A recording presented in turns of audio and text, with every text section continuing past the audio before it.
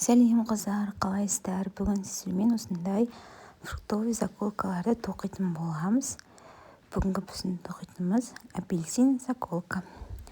Ол үшін бізге осындай оранжевый және ақ жіп қажет. Сосын мен 2,5 мм крючокты қолданамын. Сосын бізде осындай заколкаға арналған фетрдан арнайы осындай форма қажет.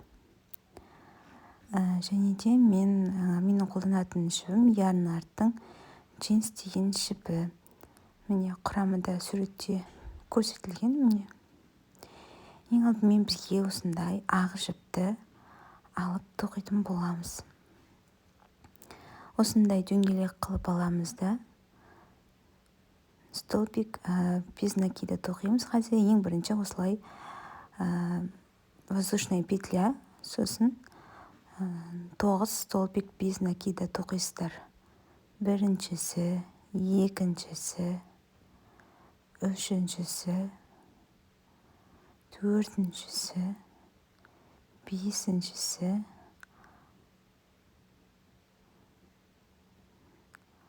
алтыншысы, жетіншісі, 8 және 9-шысы. Енді міне ұзын жіпті тартамыз қаттырақ. Міне шығып тұрған жіп бар ғой, осыны қаттырақ тартасыздар. Сонда біздің дөңгелегіміз осындай әдемі бір формаға келетін болады. Міне содан кейін міне ең бірінші столбикпен екеуінің арасын қосып, жібімізді тартып, осылай тоқисыздар да жібімізді қиып тастаймыз. Міне осылай арасынан өткізесіздер. Міне тартасыздар. Енді қараңыздар.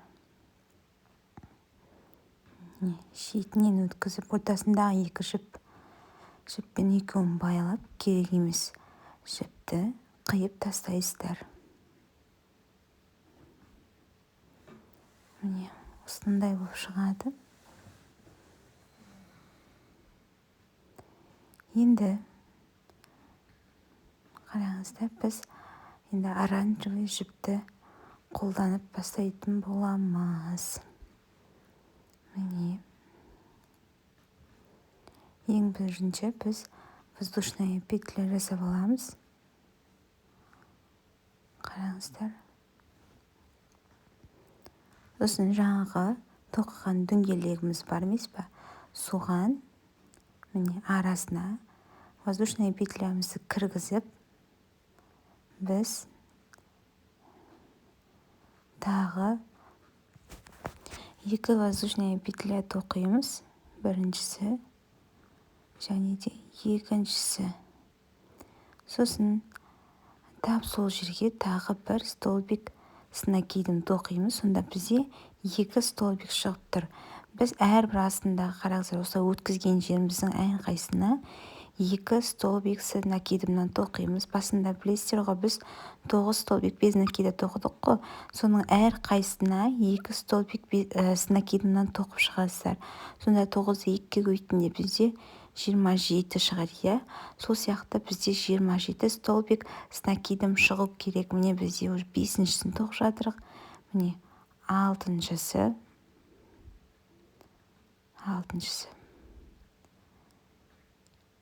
Міне әрбір столбиктің үстіне осылай 2-2-ден тоқып, айналдырып тоқып шығасыздар.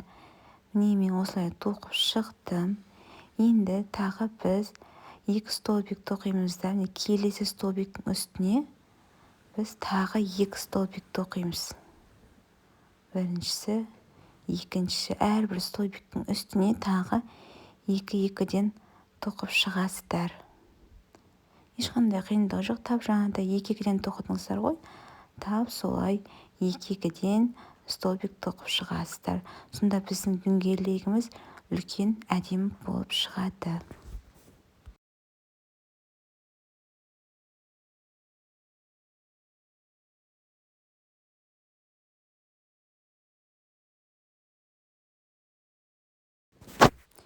Қараңыздар, міне басында біреуін тоқыдық қой, көрдіңіздер ғой. Соңында, ең соңында біреуін тоқып, екеуінің арасын осылай қосып жібересіздер. Міне, сонда барлығы 2 столбиктен болып шығады. Сосын жібімізді қиямыз, осылай тартамыз. Міне, жібімізді артқа қарай жібереміз. Міне, осылай артқа қарай жібересіздер. Бұл жіп соңында ішке қарай тоқылып кетеді. Қимай қойсаңыздар да болады. Енді біз ақ жіпті аламыз. Қайтадан одан воздушная петля жасаймыз. Осылай. Енді біз осыны дөңгелегімізге арасына осылай кіргіземіз да воздушная петля жасаймыз. Міне. Осылай воздушная петля жасаймыз. Сосын келесі столбиктің үстіне двойной столбик без накида тоқисыздар. Бұдан кейініне 1 столбик тоқисыздар. Келесіне двойной столбик без накида. Одан келесіне тек 1 столбик без накида. Осылай екеуін қатарластырып, кезектестіріп тоқисыздар. 2 столбик без накида, содан кейін 1 столбик. 2 столбик без накида, содан кейін 1 столбик без накида. Осылай кезектестіріп тоқып, дөңгелегімізді үлкейтетін боламыз. Міне осылай тоқи бересіздер. Қараңыздар, міне соңына жеттім. Міне енді қараңыздар, өйстіп арасын қосамыз. Енді жібімізді тағы да қиып тастаймыз. Міне оны бүйтіп арасынан өткізесіздер. Енді бізге тағы оранжевый жіп қажет. Одан да воздушная петля осылай жасап аласыздар. Міне осылай воздушная петля жасайсыздар.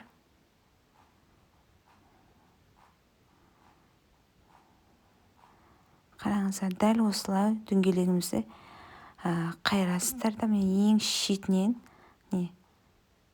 осылай жоғарғы жақтарын, төбе жақтарын осылай алып, бірге тоқып шығасыздар. Столбик без накидамен тоқисыздар бұл жерде уже. Бірінші столбик без накида. Міне жоғары жақтарын екеуін бірге алып тұрасыздар. Міне ар жағы мен бер жағының арасы бірдей болу керек. Осылай арасын тоқып шығасыздар. Міне тек жоғары жақтарын аласыздар. Тап солай, міне соңына дейін жоғары жақтарын столбик без накидамен ешқандай үлкейтпей-ақ, кішірейтпей-ақ, тек өз-өздерінің үстіне жоғарысынан тоқып шығасыздар.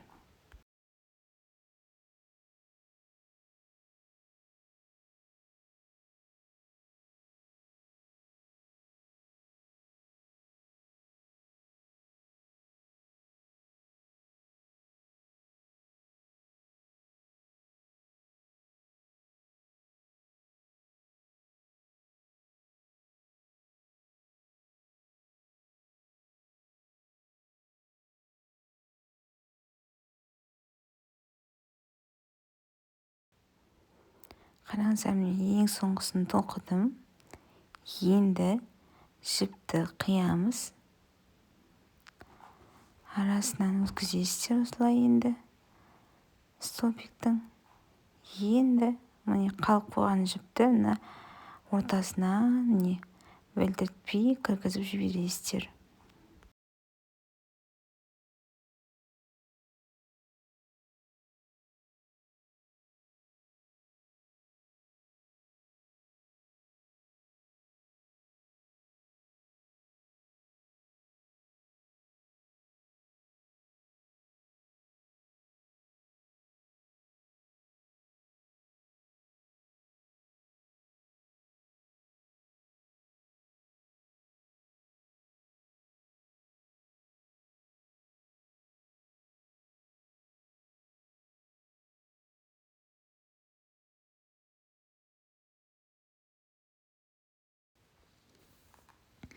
Осылай инемізге жібімізді өткізіп аламыз.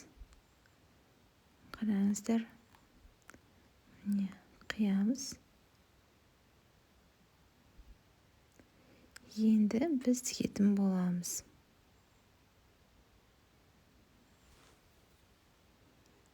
Қараңыздар.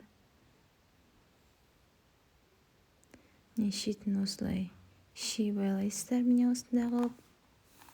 Тек бір жібін ғана байлайсыз, екеуін қосып байламайсыздар. Дәл міне шетіндегі ақтың үстінен осылай кіргізесіздер инемізді. Міне қараңыздар.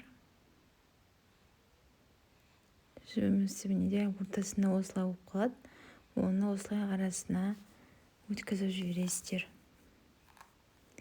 Осылай ең бірінші осы шет жағын тігесіздер, және дәл осы ақтардың үстіне тігуіңіз керек. Ақтың үстіне келіп төменге жоқ, қатты жоғарыға кетпей, дәл ақтың үстінен видеода көрсетілгендей қылып, жай ғана осы жіптерді арасынан өткізіп тігіп шығасыздар.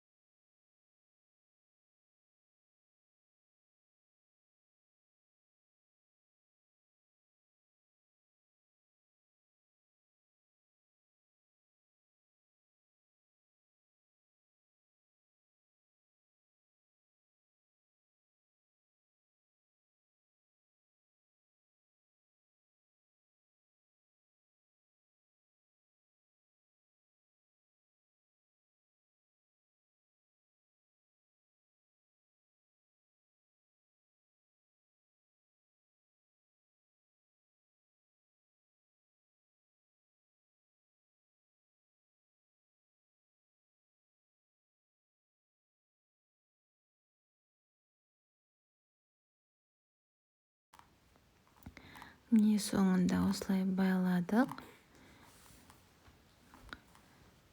Енді қараңыздар, дәл міне ақтың үстінен, дәл ортасынан осылай тігесіздер.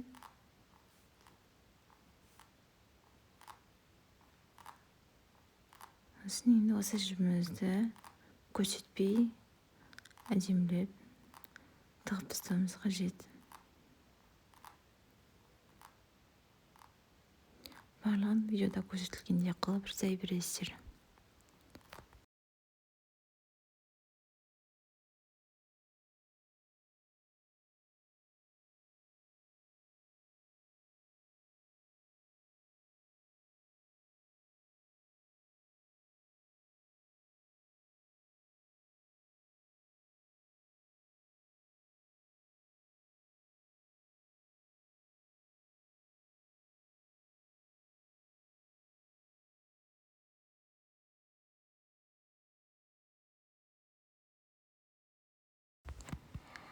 Менде осындай дайын фетр.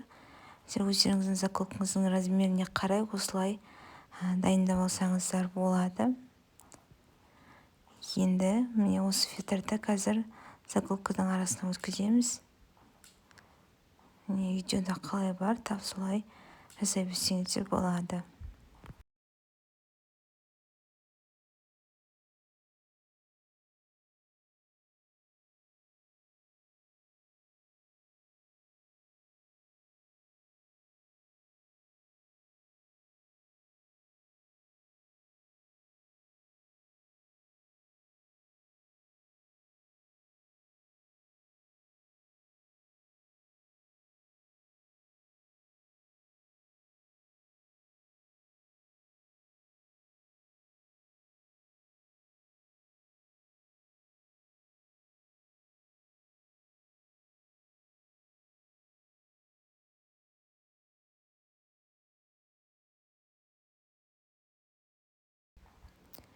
Міне осылай фильтрімізді өткіздік. Енді оны пистолет клеймен клейлейтін боламыз. Міне қараңыздар.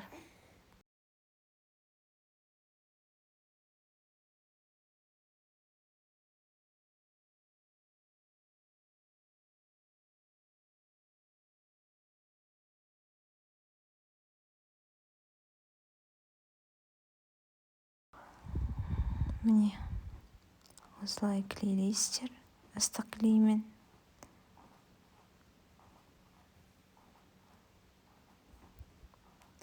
Өте оңай.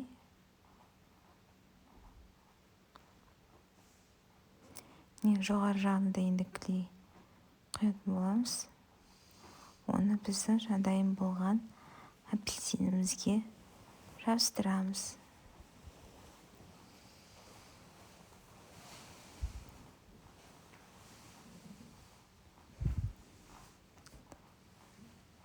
Міне қараңыздар, тап осылай үстінен жабыстырасыздар. Сонымен біздің апельсин заколкамыз осымен дайын. Сабақ сіздерге ұнады деген ойдамын. Ұнаса лайк басып, комментария жазып, мені қолдауларыңызды сұраймын. Сіздердің қолдауларыңыз мен үшін өте маңызды. Осындай пайдалы видеоларды алдағы уақытта көп салатын боламын. Сау болыңыздар.